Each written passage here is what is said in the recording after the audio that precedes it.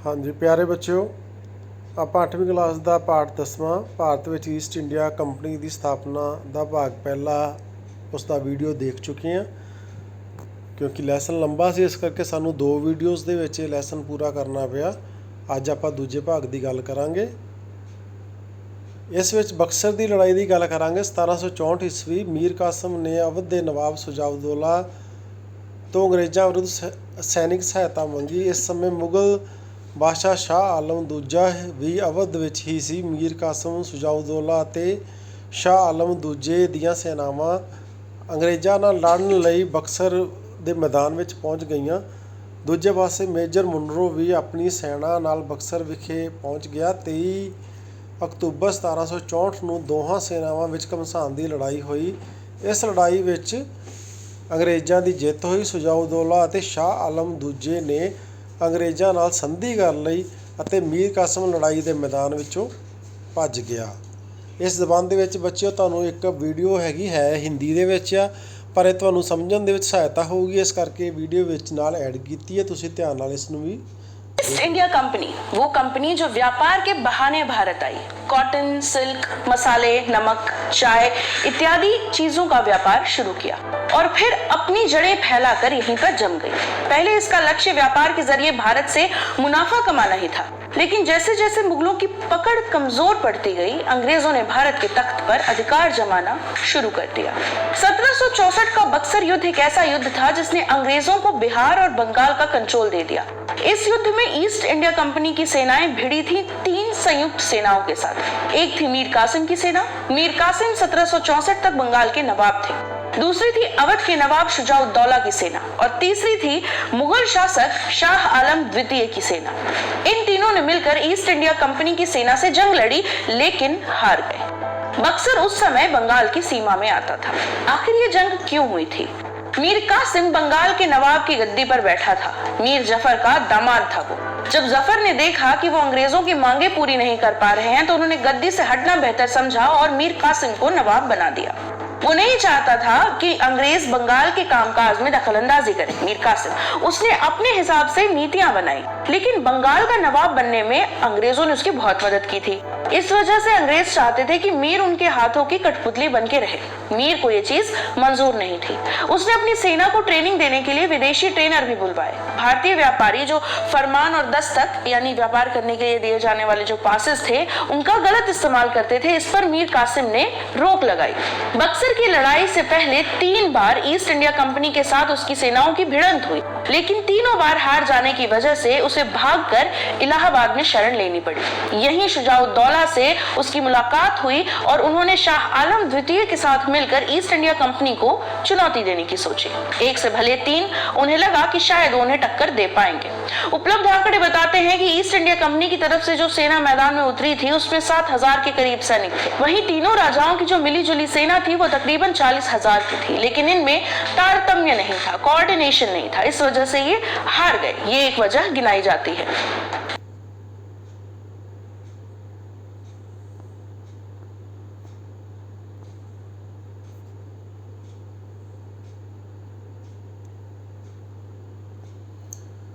ਤਾਂ ਬੱਚਿਓ ਤੁਸੀਂ ਇਹ ਵੀਡੀਓ ਦੇਖੀ ਹੈਗੀ ਹੈ। ਇਸ ਦੇ ਵਿੱਚ ਤੁਹਾਨੂੰ ਜਿਹੜਾ ਬਕਸਰ ਦੀ ਲੜਾਈ ਦੀ ਗੱਲ ਦੱਸੀ ਗਈ ਹੈ।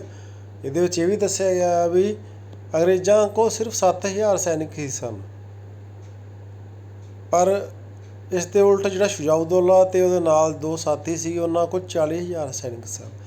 ਪਰ ਇਹ ਆਪਸ ਵਿੱਚ ਮਿਲ ਕੇ ਨਹੀਂ ਲੜੇ, ਇਸ ਕਾਰਨ ਇਹਨਾਂ ਨੂੰ ਹਾਰ ਦਾ ਸਾਹਮਣਾ ਕਰਨਾ ਪਿਆ। ਠੀਕ ਹੈ, ਅੱਗੇ ਆਪਾਂ ਪੜ੍ਹਦੇ ਹਾਂ।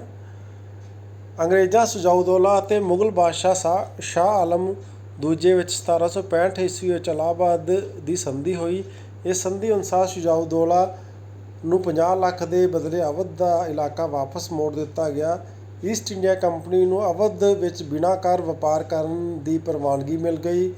ਨਵਾਬ ਨੇ ਅਵਧ ਵਿੱਚ ਅੰਗਰੇਜ਼ੀ ਸੈਨਾ ਰੱਖਣੀ ਅਤੇ ਉਸ ਦਾ ਖਰਚਾ ਦੇਣਾ ਸਵੀਕਾਰ ਕਰ ਲਿਆ। ਮੁਗਲ ਬਾਦਸ਼ਾਹ ਸ਼ਾਹ ਆਲਮ ਨੂੰ 26 ਲੱਖ ਰੁਪਏ ਸਾਲਾਨਾ ਪੈਨਸ਼ਨ ਦਿੱਤੀ ਗਈ। ਅਵਧ ਦੇ ਨਵਾਬ ਤੋਂ ਕੜਾ ਅਤੇ ਇਲਾਹਾਬਾਦ ਦੇ ਇਲਾਕੇ ਲੈ ਕੇ ਸ਼ਾਹ ਆਲਮ ਨੂੰ ਦੇ ਦਿੱਤੇ ਗਏ। ਸ਼ਾਹ ਆਲਮ ਨੇ ਬੰਗਾਲ, ਬਿਹਾਰ, ਉੜੀਸਾ ਦੀ ਦੀਵਾਨੀ ਅੰਗਰੇਜ਼ਾਂ ਨੂੰ ਦੇ ਦਿੱਤੀ। ਮੀਰ ਕਾਸਿਮ ਨੂੰ ਗੱਦੀ ਤੋਂ ਉਤਾਰ ਕੇ ਮੀਰ ਜਾਫਰ ਨੂੰ ਇੱਕ ਵਾਰੀ ਫਿਰ ਬੰਗਾਲ ਦਾ ਨਵਾਬ ਬਣਾ ਦਿੱਤਾ ਗਿਆ। ਬੰਗਾਲ ਵਿੱਚ ਦੋਹਰੀ ਸ਼ਾਸਨ ਪ੍ਰਣਾਲੀ। ਪਲਾਸੀ ਅਤੇ ਬਕਸਰ ਦੀਆਂ ਜਿੱਤਾਂ ਪਿੱਛੋਂ ਈਸਟ ਇੰਡੀਆ ਕੰਪਨੀ ਬੰਗਾਲ ਵਿੱਚ ਵਾਸਤਵਿਕ ਸ਼ਾਸਕ ਬਣ ਗਈ। ਸੈਨਿਕ ਅਤੇ ਮਾਲੀਆ ਸ਼ਾਸਨ ਪ੍ਰਬੰਧ ਵੀ ਕੰਪਨੀ ਦੇ ਅਧਿਕਾਰ ਹੇਠ ਆ ਗਿਆ। ਕੰਪਨੀ ਦੁਆਰਾ ਨਵਾਬ ਨੂੰ ਸਿਵਲ ਸ਼ਾਸਨ ਪ੍ਰਬੰਧ ਚਲਾਉਣ ਦੀ ਜ਼ਿੰਮੇਵਾਰੀ ਦਿੱਤੀ ਗਈ। ਉਹਨਾਂ ਨੇ ਮੁਹੰਮਦ ਰਜ਼ਾ ਖਾਂ ਅਤੇ ਮਿਤਾਏ ਰਾਏ ਨਾਮੀ ਦੇ ਡਿਪਟੀ ਨਵਾਬ ਨਿਯੁਕਤ ਕਰ ਦਿੱਤੇ। ਇਸ ਨੂੰ ਦੋਹਰੀ ਸ਼ਾਸਨ ਪ੍ਰਣਾਲੀ ਵੀ ਕਿਹਾ ਜਾਂਦਾ ਹੈ। 1772 ਈਸਵੀ ਵਿੱਚ ਬੰਗਾਲ ਵਿੱਚ ਦੋਹਰੀ ਸ਼ਾਸਨ ਪ੍ਰਣਾਲੀ ਖਤਮ ਕਰ ਦਿੱਤੀ ਗਈ। ਬੰਗਾਲ ਉੱਤੇ ਈਸਟ ਇੰਡੀਆ ਕੰਪਨੀ ਦਾ ਸਿੱਧਾ ਸ਼ਾਸਨ ਪ੍ਰਬੰਧ ਲਾਗੂ ਹੋ ਗਿਆ। ਸਿੱਟੇ ਵਜੋਂ ਨਵੇਂ ਗਵਰਨਰ ਜਨਰਲ ਵਾਰਨ ਹੋਸਟਿੰਗਸ ਨੇ ਭਾਰਤ ਵਿੱਚ ਅੰਗਰੇਜ਼ੀ ਸਾਮਰਾਜ ਦਾ ਵਿਸਥਾਰ ਕਰਨਾ ਸ਼ੁਰੂ ਕਰ ਦਿੱਤਾ। ਇਹ ਬੱਚੋ ਵਾਰਨ ਹੋਸਟਿੰਗਸ ਦੀ ਫੋਟੋ ਆ, ਜਿਹੜਾ ਉਸ ਵੇਲੇ ਗਵਰਨਰ ਜਨਰਲ ਸੀਗਾ। ਅੰਗਰੇਜ਼ੀ ਸਾਮਰਾਜ ਦਾ ਵਿਸਥਾਰ। ਭਾਰਤ ਵਿੱਚ ਅੰਗਰੇਜ਼ੀ ਸਾਮਰਾਜ ਦੇ ਵਿਸਥਾਰ ਅਤੇ ਸੰਗਠਨ ਵਿੱਚ ਈਸਟ ਇੰਡੀਆ ਕੰਪਨੀ ਦੇ ਗਵਰਨਰ ਜਨਰਲ ਵਾਰਨ Hasting, Lord Wellesley, Lord Hastings ਅਤੇ ਲਾਰਡ ਡਲਹੌਜ਼ੀ ਨੇ ਮਹੱਤਵਪੂਰਨ ਯੋਗਦਾਨ ਪਾਇਆ। ਇਹ ਫੋਟੋਆਂ ਅੱਗੇ ਲਾਰਡ ਵੈਲਜ਼ਲੀ ਦੀ ਆ, ਲਾਰਡ ਡਲਹੌਜ਼ੀ ਦੀ ਵੀ ਆ। ਅੱਗੇ ਆਪਾਂ ਦੂਸਰੀ ਵਾਰਨ ਹੈਸਟਿੰਗਸ ਦੀ ਆਲਰੇਡੀ ਦੇਖ ਚੁੱਕੇ ਹਾਂ। ਅੱਗੇ ਆ ਪਹਿਲਾ ਯੁੱਧ ਅਤੇ ਕੂਟਨੀਤੀ ਦੁਆਰਾ ਵਿਸਥਾਰ। ਲਾਰਡ ਕਲਾਈਵ, ਵਾਰਨ ਹਾਸਟਿੰਗ, ਕਾਰਨਵਾਲਿਸ ਅਤੇ ਸਰ ਜਾਨ ਸ਼ੋਰ ਦੇ ਅਧੀਨ ਤਾਂ ਭਾਰਤ ਵਿੱਚ ਅੰਗਰੇਜ਼ੀ ਸਾਮਰਾਜ ਦੀ ਸਥਾਪਨਾ ਅਤੇ ਆਰੰਭਿਕ ਵਿਕਾਸ ਵੀ ਹੋਇਆ ਸੀ। ਪਰੰਤੂ ਕੰਪਨੀ ਦੇ 3 ਗਵਰਨਰ ਜਨਰਲਾਂ lord Wellesley, lord Hasting, lord Dalhousie ਦੇ ਕਾਲ 1798 ਤੋਂ 1857 ਈਸਵੀ ਤੱਕ ਵਿੱਚ ਇਸ ਦਾ ਬਹੁਤ ਵਿਸਥਾਰ ਹੋਇਆ। ਤਾਂ ਬੱਚੇ ਫੋਟੋ ਲਾਰਡ ਕਾਰਨਵਾਲਿਸ ਦੀ ਹੈਗੀ ਹੈ। ਸਹਾਇਕ ਸੰਧੀ ਦੁਆਰਾ ਵਿਸਥਾਰ। ਲਾਰਡ ਵੈਲਜ਼ਲੀ ਨੇ ਅੰਗਰੇਜ਼ੀ ਸਾਮਰਾਜ ਦਾ ਵਿਸਥਾਰ ਕਰਨ ਲਈ ਸਹਾਇਕ ਸੰਧੀ ਪ੍ਰਣਾਲੀ ਸ਼ੁਰੂ ਕੀਤੀ।